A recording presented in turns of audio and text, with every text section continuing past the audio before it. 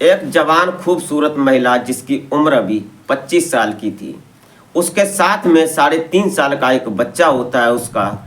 और वो उस बच्चे को चुप कराने की कोशिश करती है और बच्चा कई बार इशारा करता है। जो स्टॉल लगी हुई थी वहीं पर दुकान थी स्टेशन पर, प्लेटफॉर्म पर, वहाँ पर वो इशारा करता है कि मुझे कुछ खाने के लिए चाहिए, नमकीन, क्रैक्स या बिस्कुट वगैरह कुछ ऐसे। वो उसके इशारा करता है अपनी माँ को, लेकिन वो एक विधवा महिला थी, एक मजबूर माँ थी, वो कुछ कर नहीं सकती थी।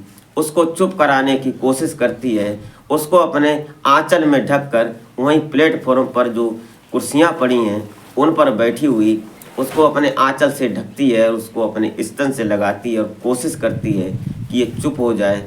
लेकिन जो बच्चा है वो मानने का नाम ही नहीं ले रहा था। तभी सामने बैठा हुआ एक शख्स उसकी मजबूरी को महसूस कर रहा था और समझने की कोशिश कर रहा था। तभी वो उठता है और उसके साथ, उस बच्चे के साथ कुछ ऐसा करता है कि उसके बाद उसकी माँ की और उस बच्चे की ज़िंदगी ही बदल जाती है। वो एक आस लेकर बैठी थी कि वो जाएगी और उसकी कुछ मदद होगी और उस मदद के सहारे फिर मैं अपने जीवन यापन के लिए कुछ करूँगी, लेकिन ऐसा होता नहीं है।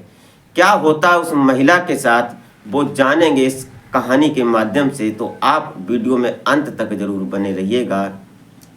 और वीडियो में आगे बढ़ने से पहले आपसे बस वही एक छोटी सी रिक्वेस्ट कि अभी तक अगर आपने हमारे चैनल को सब्सक्राइब नहीं किया है तो सब्सक्राइब कर लें, एक लाइक करके एक छोटा सा कमेंट अवश्य कर दिया करें ताकि मेरा हौसला बढ़ता रहे।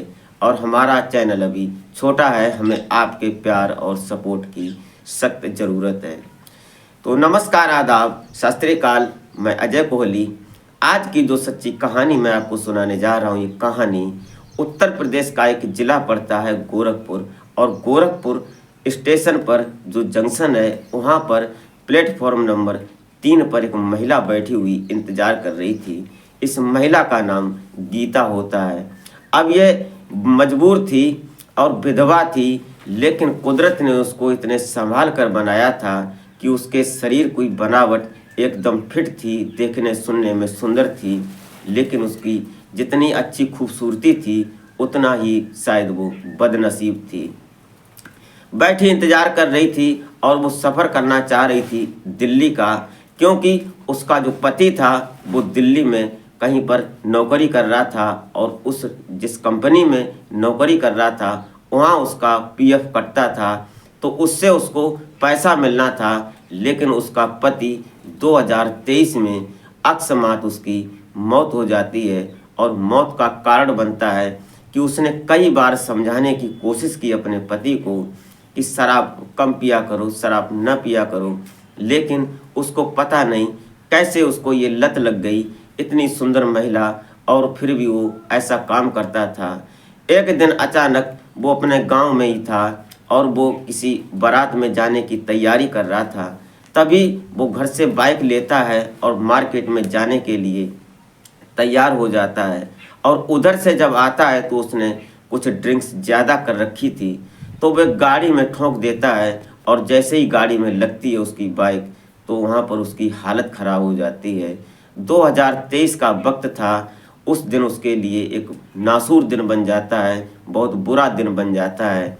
और अस्पताल में जब वो दम तोड़ देता है उसके बाद फिर उसकी ज़िंदगी बदल जाती है।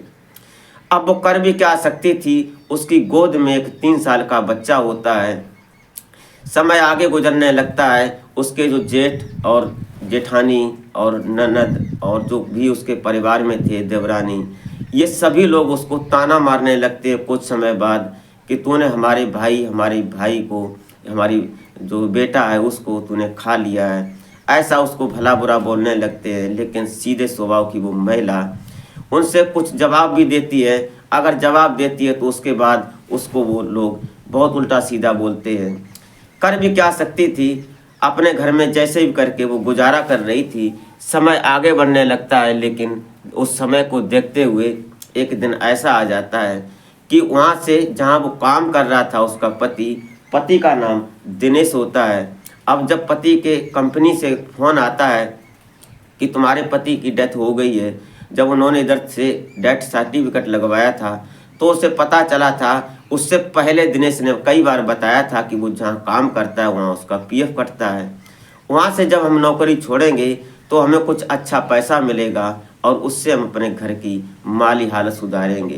कहते हैं कि शरीर में चाहे एक हाथ ना हो, एक पाँव ना हो, एक आँख भले ही ना हो, लेकिन उसके पास पैसा होना चाहिए, सिर्फ सिवाय छोड़ गरीबी के। एक गरीबी ऐसा रोग होता है, इस रोग से बचना और इस गरीबी के कारण लोग जो नहीं करते हैं वो लोग करना मजबूरी उनकी बन जाती है।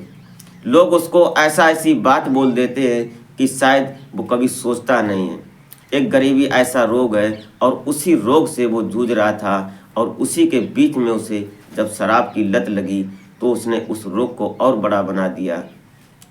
अब इधर उधर कंपनी से फ़ोन आता है और बोला जाता है कि तुम्हारे पास जो तुम्हारे पति है उनका पीएफ है और उनका कुछ पैसा यहाँ पर कटता था, उससे तुम्हें पैसा मिलेगा और आ जाओ अपना पैसा ले लो।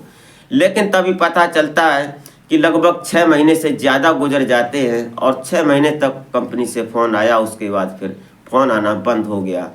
अब इधर इसके पास किराए के लिए पैसे नहीं होते हैं कि वो दिल्ली चली जाए, और कैसे चली जाए, किसी का सहारा नहीं होता है। उसके ससुर भी उससे साइड ले लेते हैं, उसके जो देवर जेठ होते हैं वो भी साइड ले लेते हैं। अब वो मजबूर थी। एक दिन उसने हिम्मत करके, कुछ दिन पहले उसने मजदूरी की थी, उससे जो पैसा उसके पास था 2-4-500 रुपये, उनसे वो दिल्ली जाने के लिए तैयार हो जाती है। उससे वो चुनती है कि अगर बस से जाएंगे तो कम से कम 1000 रुपये लग जाएंगे, इसलिए वो ट्रेन का सफ़र तय करती है। सोचती है कि ट्रेन में पैसा कम लगेगा और हम दिल्ली भी पहुंच जाएंगे। ऐसा ही उसने सोचा।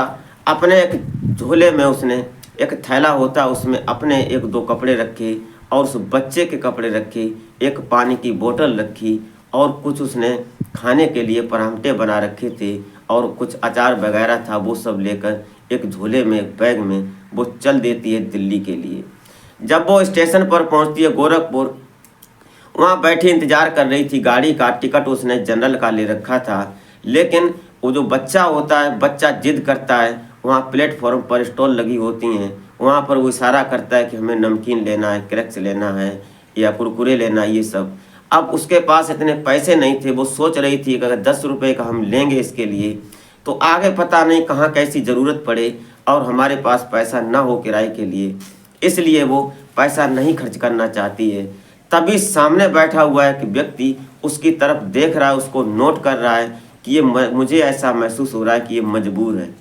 इसका बच्चा इतना छोटा है और वो जिद कर रहा है, लेकिन वो उसको चीज़ नहीं दिलवा रही है। अपने आंचल में ढक लेती है, उसको दूध पिलाने लगती है। वो सब महसूस कर रहा था। तभी वो उठता है और उठकर 20 रुपये वाला एक क्रैक्स लेता है और उसके सामने बैठकर एक ब्रेंच पर खाने लगता है। तभी बच्चा उसकी तरफ देखने लगता है। उस बच्चे का नाम गोलू होता है। अब बच्चा जब देखता है तो वो इशारा कर देता है और बच्चा उसकी तरफ चला जाता है। वो पैकेट उसको बच्चे को दे देता है और साथ में अपन भी खाता है, उसको भी खिलाता है। ये सब देखकर उसकी माँ जो होती है गीता, वो कुछ बोल नहीं पा रही थी। तभी वो पैकेट ख़त्म हो जाता है। फिर वो जिद करता है कि और कुछ लेंगे, तो वो उठता है। उसके बाद जाता है उस स्टॉल पर और वहाँ से फिर कुछ ऐसा सामान लेता है खाने पीने का, फ्रूटी वगैरह। लगभग 100 रुपये का सामान ले लेता है और लेने के बाद फिर उसको दे देता है। अब जब वो लेकर खुश हो जाता है बच्चे को क्या मतलब कि ये कौन है और मैं कहाँ जा रहा हूँ, क्या हमारी मजबूरी, 3-3.5 साल के बच्चे को क्या पता। उसके बाद वो अपनी माँ के पास लेकर जाता है और फिर वहाँ जाता है। वो उसकी माँ बोलती है कि ये सब क्यों, किसने दिलाया, तो बोलता है कि इशारा करता है कि अंकल ने। तो उनसे बोलती है कि आप भैया क्यों इतना परेशान हो रहे हो, ये तो आदत है इसकी। लेकिन बोलता कोई बात नहीं, तुमने इतना सामान दे दिया लेकर इसको। तो बोलता है कि कोई बात नहीं, तुम खा लेना अगर वो नहीं खाएगा तो। अब ये सब सुनने के बाद वो बैठा पूछने लगता है कि आप कहाँ जाओगी। दोनों की बातें हो जाती हैं। बोलती है कि मैं दिल्ली जा रही हूँ। वो बोलता है क्यों, कैसे, तो पूरी स्थिति बताती है, हमारे पति ख़त्म हो गए, वहाँ से कंपनी से कुछ पैसे मिलेंगे इसलिए हम जा रहे हैं, हमारे पास ज़्यादा पैसे नहीं हैं इसलिए। फिर वो पूछने लगती है कि आप कहाँ जा रहे हो, तो वो भी बोलता है कि मैं भी दिल्ली जा रहा हूँ। और ऐसे करके दोनों में बात हो जाती है। उसने बताया कि हमारी तो टिकट कन्फर्म है, अभी गाड़ी आएगी वैशाली और उससे मैं बैठूँगा और मैं चला जाऊँगा। अब वो बोलती है कि हमारे पास तो ऐसा टिकट है नहीं। तो उसने कहा कोई बात नहीं, गाड़ी आने दो, तुम हमारे साथ चढ़ जाना, उसके बाद मैं तुम्हारा टिकट करवा दूंगा, कन्फर्म करा दूंगा। ऐसा ही हुआ, वैशाली आती है गाड़ी और उसमें ये दोनों लोग सवार हो जाते हैं। एसी डिब्बा होता है, थर्ड एसी, उसमें जब चढ़ जाते हैं, उस गोलू को साथ में लेता है वो, और उसके पीछे उसकी माँ चढ़ जाती है, गीता। अब जब टिकट जहाँ उसकी सीट थी वहाँ पहुँच जाते हैं, बैठ जाते हैं। टिकट एक ही लोगों की थी, उसकी उसी व्यक्ति की थी। उसके बाद उसकी माँ को भी साथ में बैठा लेता है, गोलू को भी बैठा लेता है, दोनों एक ही सीट पर बैठ जाते हैं। उसके बाद सभी लोग देखने लगते हैं, आसपास के जो कंपार्टमेंट था वहाँ सब देखते हैं कि ये महिला विधवा लग रही है, लेकिन पति पत्नी जैसे महसूस हो रहे, उम्र दोनों की सेम लग रही है। कर भी लेकिन कोई कुछ बोलता नहीं है, क्योंकि ट्रेन का सफ़र था, ज़्यादा जान पहचान लोग करते नहीं हैं, क्योंकि धोखा होता है। इसलिए सफ़र चलने लगता है, गाड़ी चलने लगती है, अपनी स्पीड पकड़ लेती है। तभी टीटी आता है और टीटी जब पूछता है कि तुम्हारा टिकट, तो टिकट वो अपना दिखाता है। उसके बाद जब वो महिला अपना टिकट दिखाती है तो उसका जनरल का टिकट होता है। उसके बाद वो बोलता है कि आपने यहाँ कैसे बैठी हो, ये और वो कुछ उल्टा बोलने लगता है। तभी वो व्यक्ति बोलता है कि आप नाराज़ मत हो, आप इनका टिकट बना दो और वो यहीं बैठेंगी, अगर कहीं सीट मिले तो वहाँ पर ये बैठ जाएंगी। उसने 1350 रुपये की उसकी टिकट बना दी और उसके बाद उसको बैठने के लिए अनुमति दे दी। अब वो सोचने लगती है महिला कि हमारे लिए इन्होंने 1350 रुपये खर्च कर दिए, पेनल्टी लग गई इनके ऊपर। और वो कई एक विचार करने लगती है। तभी रात का वक्त हो रहा था। अब वो सीट तो कन्फर्म हो चुकी थी, एक सीट उसको मिली हुई थी। अब वो जो गोलू होता है उस व्यक्ति के साथ वो लेट जाता है। उसके बाद वो बैठी सो रही थी, इंतज़ार कर रही थी, लेकिन कर भी क्या सकती थी, मजबूर थी, सुखड़ी हुई बैठी थी। तभी वो महसूस करने लगता है कि अब इसको नींद लगी हुई है। तभी बोलता है कि आप लेट जाओ और मैं बैठ जाता हूँ। लेकिन बोलती है कि नहीं, टिकट आपकी, सीट आपकी, आप सो जाओ, कोई बात नहीं, मैं बैठी रहूँगी। लेकिन दोनों में इतना प्यार हो जाता है, दोनों बातें इस तरह प्रकार से कर रहे थे कि दोनों एक दूसरे के दर्द को महसूस कर रहे थे। तभी वो बोलता है कि नहीं, आप लेट जाओ। अब इधर सिर करके वो लेट जाती है, उधर सिर करके वो लेट जाता है और गोलू को अपने सीने से लगाकर वो लेट जाता है। बड़ा प्यारा बच्चा था, तुतलाकर बोल रहा था, इसलिए वो बड़ा प्यार दिखा रहा था उसको। अब उसके चलने लगती है गाड़ी। जब पैर उसके उस महिला की तरफ हो जाते हैं तो वो महसूस करती है, उसके पैरों को चूमने की कोशिश करती है। वो सोचने लगती है कि इतना भला व्यक्ति आज के ज़माने में कहाँ से मिल गया हमें, और हमारी ज़िंदगी इतनी नासूर है। इन दोनों की ये स्थिति चल रही थी, सफ़र आगे बढ़ रहा था। उसने कई एक बार उसके पैरों को चूमा और उसके बाद वो महसूस कर रहा था सोए हुए कि हमारे पैरों को चूम रही है। तभी सुबह होता है और दिल्ली गाड़ी पहुंच जाती है। उसके बाद दोनों उतरते हैं और फिर आगे के लिए पूछता है कि आप चली जाओगी जहां पर उन्होंने बताया है। तो उसे नोएडा में सेक्टर 36 में जाना था। वो बोलती है कि मुझे पता तो नहीं है, लेकिन पूछते पूछते चली जाऊंगी। उसने कहा कोई बात नहीं, मैं चलता हूँ, मैं तुम्हें वहाँ पहुँचा दूंगा। जब वो उसके साथ जाता है वहाँ, उससे जिस कंपनी में उसका काम था उसने एक कार्ड दे रखा था, विजिटिंग कार्ड था। वहाँ जब पहुँचता है उसके बाद वहाँ जब बात करता है वहाँ के ओनर से, और वहाँ जब कैशियर ऑफिस में पहुँचता है तो पता चलता है कि जो उसका पति था दिनेश, उसने शादी से पहले वहाँ जॉब शुरू की थी, वहाँ नौकरी की थी। लगभग 8 साल उसकी जॉब को हो चुके थे और 6 साल उसकी शादी को हुए थे। इसलिए उसने जो नॉमिनेट किया था, नॉमिनी अपने पिता को बनाया था। इसलिए वहाँ पर पता चलता है टाइम ऑफिस में कि तुमको पैसा नहीं मिलेगा, तुम्हारे जो पिता हैं, तुम्हारे ससुर हैं, उनको नॉमिनी बनाया गया है, पैसे उनको ही मिलेंगे। लगभग 60-70 हज़ार रुपये उसको मिलने थे। अब उसकी जो आस और उम्मीद की किरण थी वो भी टूट जाती है। उसके बाद वहाँ ठुकी पिटी सी वापस आ जाती है। कर भी क्या सकती थी, उसके दिल में दर्द था और जो वो संग उसके व्यक्ति था वो महसूस कर रहा था कि मैं क्या करूं। उसने कहा कोई बात नहीं। उसने उससे फ़ोन नंबर लिया अपने उसके ससुर का और उनसे फ़ोन पर बात करता है। तो उसका ससुर बोलता है कि देखो मैं अभी नहीं आ पाऊँगा, 2-4 दिन लग जाएंगे, मैं आ जाऊँगा। ऐसा ही हुआ। तब तक वो पूछता है कि तुम अब कहाँ रहोगी 2-3 दिन। तो उसने कहा कि अब मैं कहाँ रहूँगी, क्या बताऊँ आपको, जैसे भी होगा मैं देखूँगी। उसने कहा अगर आप गलत ना समझो, अगर गलत बात ना हो तुम्हारे दिमाग में, तो हमारा घर है यहीं पर, आप चाहो तो वहाँ रह सकती हो। तो उसने कहा कि क्यों नहीं, मैं आपके साथ रह लूँगी। अब वो अपने घर पहुँचता है। उसने दिल्ली में मकान ले रखा था, उसका खुद का मकान था, डबल मंजिल मकान था। एक रेंट अपने ऊपर को जो किराए पर रेंट पर दे रखा था। उसके बाद नीचे पहुँचता है, उसने गेट खोला। उसके बाद 1 महीने के बाद जब वो अपने घर पहुँचा था, तो उसने उस कमरे को, उस घर को साफ़ करने की कोशिश की। तो वो बोलती है कि नहीं, आप मत साफ़ करो, मैं साफ़ करती हूँ और आप नहा लो, फ्रेश हो जाओ। ऐसा ही हुआ, दोनों में एक दूसरे को समझने की कोशिश करते हैं। लगभग 3 दिन गुजर जाते हैं इसी प्रकार से। उसके घर में एक चारपाई थी, एक बेड था।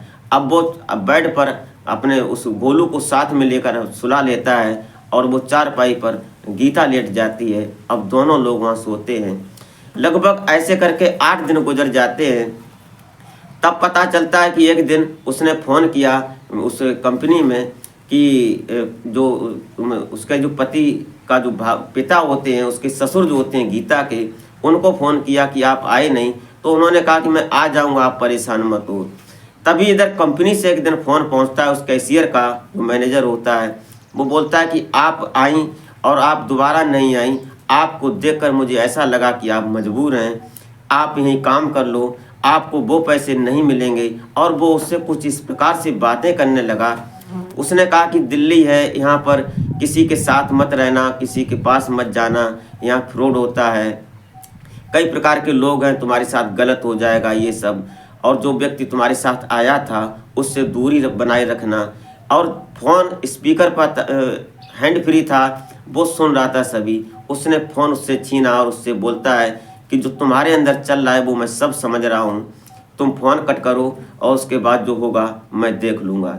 इधर से वो फ़ोन कट कर देता है। उसके बाद वो कंपनी से दोबारा जब फ़ोन करता है दूसरे नंबर पर, तो पता चलता है कि उसके ससुर जो आए थे, उन्होंने पैसा लेकर वो वापस चले गए।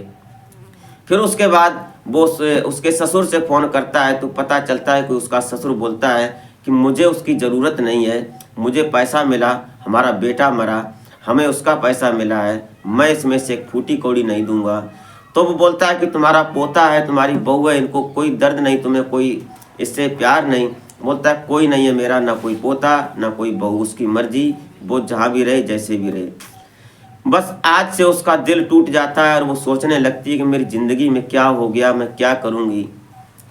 वो रात में बताती है, बैठती है, खाना पीना होता है। उसके बाद वो बताती है कि हमने ये उम्मीद लगाई थी कि पैसा मिलेगा तो कोई दुकान कर लेंगे और उससे अपने ज़िंदगी का दिनचर्या बना लेंगे, उससे कुछ मिलेगा तो अपने बच्चे को खिलाऊंगी, उससे पढ़ाऊंगी, ऐसी आस लगाए हुए मैं यहाँ पर आई थी। बोलता है कि परेशान मत हो। इधर जो वो व्यक्ति होता है, अब वो सोचने लगता है कि मैं क्या इसकी मदद करूं। उसने कहा कि आप परेशान मत हो, आप हमारे साथ रहो। इधर एक दिन जब लगभग 1 महीना गुजर जाता है, वो महसूस कर रही थी, उसके आप को समझ रही थी, लेकिन उसने कभी भी उसके प्रति गलत विचार नहीं सोचा। प्यार जरूर करने लगा था एक दूसरे, उस दोनों में एक दूसरे से प्यार हो जाता है। एक दिन शाम को जब वो खाना खाती और खाना खाने के बाद उसके सिर में तेल लगा रही थी, उसके सिर को दाब रही थी, उससे प्यार से सहला रही थी उसको, तो वो सोचने लगता है कि ये मुझे शायद चाहने लगी है। दोनों की बात एक दूसरे के दिल को समझ रहे थे। वो साथ में बैठ जाती है, गोलू सो चुका था। उसके बाद में उससे बोलती है कि क्या तुम चली जाओगी। तो बोलती है कि मैं चली जाऊंगी, लेकिन तुम कैसे रहोगे। वो बोलता है कि मैं भी नहीं रह पाऊंगा, लेकिन तुम यहाँ से जाने के बाद क्या करोगी। तो बोलती है कि मैं जाने के बाद जी तो नहीं पाऊंगी, जो भी होगा हमारी ज़िंदगी में मुझे कुछ पता नहीं क्या होगा आगे, लेकिन हमें गोलू की चिंता है, इसका क्या होगा, इसको तुम अपने पास रख लो, मैं चली जाऊंगी, मेरा कुछ नहीं। वो रोने लगती है। बस इतना रोना ही था कि उसने उसको कॉली भर लेता है, उस एक दूसरे को लिपट कर रोने लगते हैं। फिर उस दिन उनके साथ ज़िंदगी बदल जाती है। एक दिन खुशी थी, एक दिन दुख आया, और फिर आज उस महिला गीता के साथ फिर एक खुशी की एक नई किरण जागी, और फिर वो दोनों में प्यार हो जाता है। फिर दोनों में शारीरिक संबंध भी बनते हैं, एक दूसरे से मिलते हैं, एक दूसरे के सुख दुख को समझते हैं।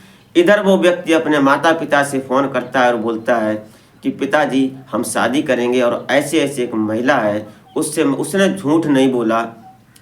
उसका पिता भी बहुत अच्छा इंसान था। उसने कहा बेटे कोई बात नहीं, ऐसी अगर महिला है कोई मजबूर है उससे शादी जरूर कर लो, मुझे कोई दिक्कत नहीं, मैं तुम्हारी सहमति में सहमत हूँ जो तुम चाहते हो। और ऐसा ही हुआ, उसने मंदिर में शादी की। उसके बाद वो घर आता है जब, तो घर में एक पार्टी रखता है और उसके बाद फिर सभी रिश्तेदार सामने होते हैं और फिर दोनों को पति पत्नी की जिंदगी का सफ़र शुरू कर देते हैं 2024 में। उससे वो बड़ा खुश है और आज अपने जीवन में खुशनुमा ज़िंदगी का लुत्फ़ उठा रही है। दोस्तों ये रही कहानी, आपको कैसी लगी?